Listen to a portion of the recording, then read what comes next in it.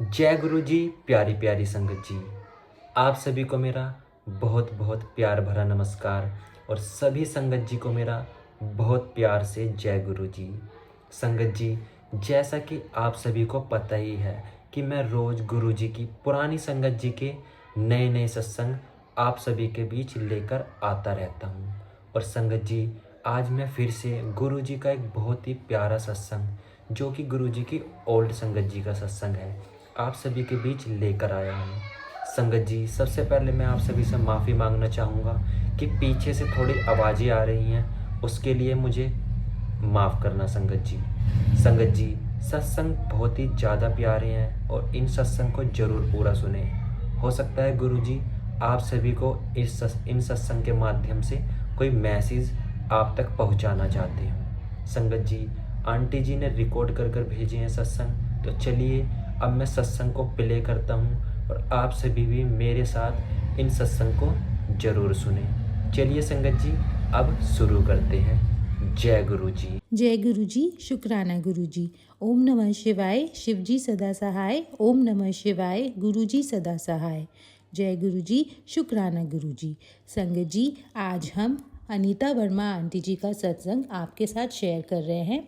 Aunty जी बोलते हैं, हम में से अधिकतर आध्यात्मिक मार्ग पर चलने की इच्छा रखते हैं। हम अपनी कल्पना से या इधर उधर से पढ़ सुनकर आध्यात्मिकता के बारे में गलत विचार बना लेते हैं।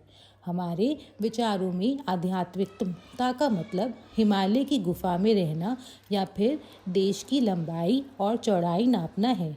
हम इससे अनजान रहते हैं कि आध्यात्मिकता ज्ञान तो केवल गुरु के कमल चरणों में सिर झुकाकर ही पाया जा सकता है।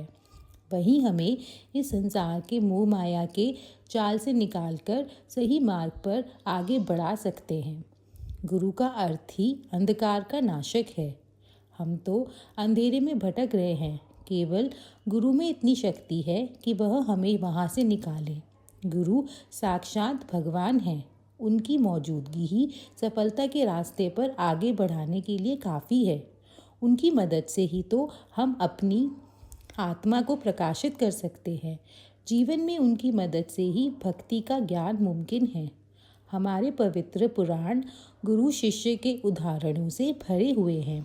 हमारे बहुत सारे महापुरुष जिन्हें हमने साक्षात भगवान माना है, उन सब ने मनुष्य रूप में इसी पृथ्वी पर जन्म लिया और गुरु से ज्ञान प्राप्त किया। किशन जी संदीपन के चरणों में बैठे तो राम जी ने वशिष्ठ से उपदेश प्राप्त किया। यीशु ने जॉन से जॉर्डन नदी के किनारे ज्ञान प्राप्त किया और देवताओं के गुरु बृहस्पति को कौन नहीं जानता। हमारा सौभाग्य है कि हमारे गुरु की खोज में हमें गुरु जी का आशीर्वाद मिला है। वह ईश्वरत्व के मनुष्य रूप में प्रतिबिंब है। वह अंतर्यामी हैं, सर्वव्यापी हैं और परम शक्तिशाली हैं। 1991 में मेरे घुटने में अचानक दर्द शुरू हो गया था। पीड़ा इतनी ज़्यादा हो गई थी कि दर्दनाक दवाइयाँ लेने के बाद भी मैं रात भर सो नहीं पाती थी। मैंने एलोपैथी, होम्योपैथी और घरेलू चिकित्सा सब प्रयोग कर लिए, पर दर्द बना रहा। जब मैंने गुरुजी को इस बारे में बताया तो उन्होंने रसोई में से एक चम्मच मांगा और मेरे घुटने पर रखकर एक मंत्र का जाप किया। उसी समय दर्द समाप्त हो गया और उसके बाद फिर कभी लौट कर नहीं आया। मैं अब भी अपनी घर की तीसरी मंजिल तक सीढ़ियाँ चढ़ती हूँ और प्रतिदिन 2 घंटे घूमने भी जाती हूँ। कोलकाता में मुझे टाइफाइड होने के बाद हल्का बुखार रहने लगा। उस 1.5 महीने में मैंने सारी जांच करा ली और कई तरह की दवाइयाँ भी ली, पर कोई असर नहीं हुआ। मेरा यह वर्णन सुनकर गुरुजी ने जैसे ही पान के पत्ते मेरे ऊपर रखे, बुखार गायब हो गया। अपने दिल्ली तबादला होने की खबर पाकर मैं ब्यूटी पार्लर खोलना चाह रही थी, क्योंकि मैंने इसकी और बाल संवारने की शिक्षा ली थी और पहले एक ऐसी जगह पर काम कर चुकी थी, पर गुरुजी ने इसकी इजाज़त नहीं दी। उन्होंने कहा कि इससे मुझे दमा हो जाएगा। कुछ समय बाद मुझे वास्तव में ही दमा हो गया। एक दिन मेरी हालत इतनी गंभीर हो गई कि मैं अपने जीवन के लिए संघर्ष करने लगी। मुझे सांस लेने में बहुत मुश्किल हो रही थी और मुझे लगने लगा कि यह मेरी ज़िंदगी का अंत है। मुझे तुरंत हॉस्पिटल ले जाया गया। पूरे रास्ते में गुरुजी की तस्वीर को अपने दिल से लगाकर उनसे अपने जीवन रक्षा के लिए प्रार्थना करती रही। मुझे तुरंत ऑक्सीजन और कुछ इंजेक्शन दिए गए। बाद में डॉक्टर ने बताया कि 2 मिनट की देरी भी मेरे लिए जानलेवा हो सकती थी। बाद में जब मैं गुरुजी के पास गई तो मेरे बोलने से पहले ही उन्होंने कहा कि उन्होंने मुझे दलदल से निकाला है। यह सच्ची बात थी। बाद में जब मैंने उन्हें इन्हेलर और तीव्र दवाइयों से मुक्त करने की बार बार बात करी तो उन्होंने डांट कर कहा कि उन्हें याद ना दिलाया जाए, उन्हें मेरी समस्या के बारे में पता है। 1 महीना बीत जाने पर मुझे अचानक आभास हुआ कि मुझे दमा नहीं था। इसका मतलब यह था कि मुझे इन्हेलर की ज़रूरत नहीं थी। सफ़र करते समय सुरक्षा के लिए मैं अब भी इन्हेलर खरीद कर ले जाती हूँ और घर वापस आकर उसी नई अवस्था में उसे दुकान पर वापस कर देती हूँ। दमा अब पूरी तरह से खत्म हो चुका है। एक बार संगत में गुरुजी ने एक भक्त के सिर पर अपने हाथ रख दिए तो वहाँ से गुलाब के फूल झड़ने लगे। गुरुजी ने वही एक महिला के सिर पर किया तो वहाँ भी यही हुआ। उस महिला ने अपने दुपट्टे में वह गुलाब इकट्ठे कर लिए। ये बहुत ही सुंदर चमत्कार था।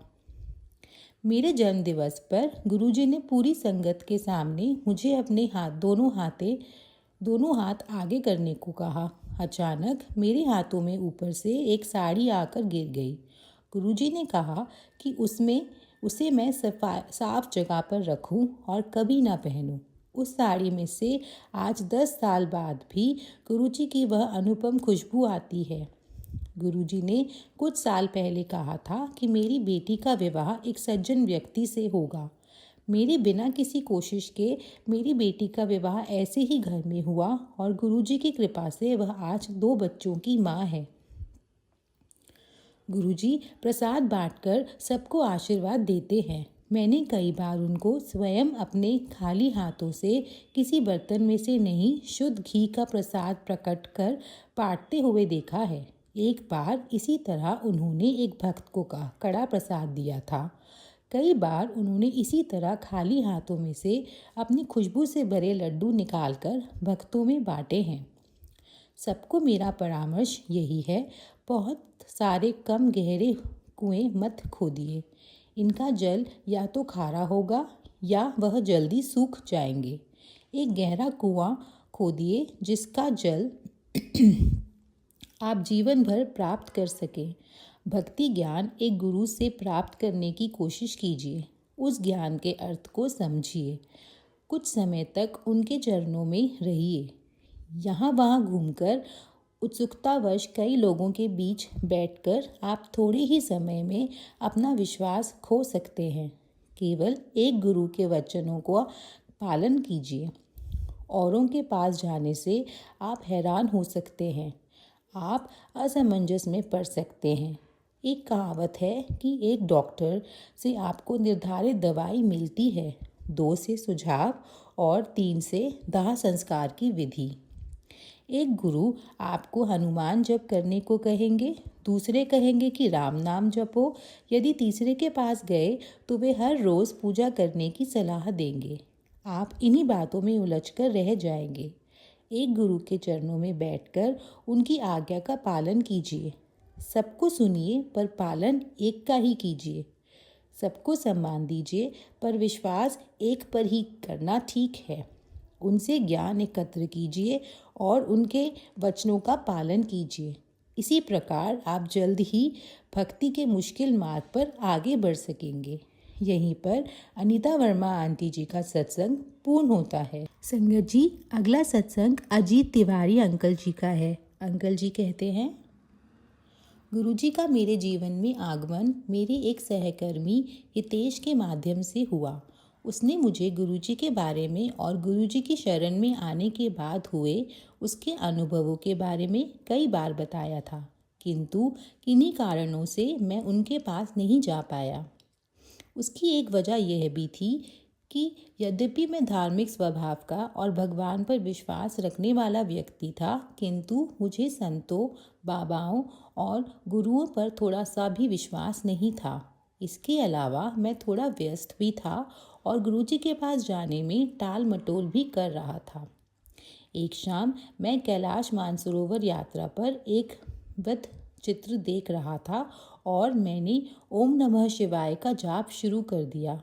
अगले ही दिन हितेश ने दोबारा मुझसे गुरुजी के मंदिर चलने के लिए पूछा और यही वह पूर्व निर्दिष्ट दिन बना जिस दिन मुझे गुरुजी के दर्शन होने नियत थे। मेरा छोटे मंदिर, जो कि एक एम्पायर स्टेट में है, जाना संभव हो पाया। एक बार वहां पहुंचते ही मैंने अपार शांति का अनुभव किया। गुरुजी के दर्शन से मेरे आंतरिक विश्वास को और बढ़ावा मिला और मुझे अपार खुशी का अनुभव हुआ, क्योंकि मैंने वह शांति अनुभव की जिसके लिए हम आजीवन भटकते रहते हैं। गुरुजी के दर्शन आज भी मेरे जीवन की नई शुरुआत में दृष्टिगोचर हैं और अब भी जब मुझे वक्त मिलता है मैंने उनके दर्शन के लिए जाना आरंभ कर दिया। मुझे गुरुजी के मंदिर जल्दी से जल्दी पहुंचने की तीव्र इच्छा बनी रहती। गुरुजी के मंदिर का वातावरण असाधारण है और एक बात जो मुझे हमेशा सराहनीय लगती है कि सारी संगत आपको वही प्रेम और स्नेह देती है जो केवल परिवार जन देते हैं। संगत अपने अद्भुत सत्संग सबके साथ बांटती है। कई बार मुझे आश्चर्य होता है कि गुरुजी की विशाल संगत में हर एक के पास कुछ न कुछ विशिष्ट बताने के लिए है। चर्चा के लिए सदैव कोई चमत्कार, कोई कृपा जो उन्होंने पाई। 6 महीने के अंतराल के बाद मेरा तबादला दिल्ली से चंडीगढ़ हो गया और मेरा मंदिर जाना रुक सा गया। मैं अब संगत में भी अपनी उपस्थिति नहीं दे पाता था। गुरुजी दिल्ली में थे और मैं चंडीगढ़ में, लेकिन मैं उनकी निकटता, छत्रछाया और संरक्षण सदैव महसूस करता। आज जब मैं यह अनुभव लिख रहा हूँ, मुझे गुरुजी के मंदिर गए हुए 2 वर्ष से भी ज़्यादा वक्त हो गया है, लेकिन मैंने गुरुजी को सदैव अपने साथ महसूस किया है। गुरुजी की महासमाधि झकझोर देने वाली थी, किंतु उनका सानिध्य शारीरिक बंधनों से परे है। मैं गुरुजी के महासमाधि के बाद भी निरंतर उनका संरक्षण महसूस करता हूँ। गुरुजी ने इस बात को चरितार्थ भी किया। एक दिन मैं और मेरी मंगेतर प्रीति फ़ोन पर बातें कर रहे थे और मुझे गुरुजी की सुगंध आने लगी। प्रीति, जो कि उस वक्त तक गुरुजी के बारे में नहीं जानती थी, ने मुझे बताया कि उसे भी एक सुगंध आ रही है, जबकि उसके आसपास कोई ऐसी चीज़ नहीं दिख रही थी। वह सुगंध 15 मिनट से ज़्यादा समय तक निरंतर आती रही। मैंने इस मौके का लाभ उठाकर उसे गुरुजी के बारे में बताया। वह आश्चर्यचकित थी कि कैसे गुरुजी ने एक ही वक्त पर अपनी मौजूदगी का एहसास फ़ोन लाइन के दौरान दोनों छोरों पर करवा दिया, जबकि हकीकत में हम दोनों हज़ारों मील दूर थे।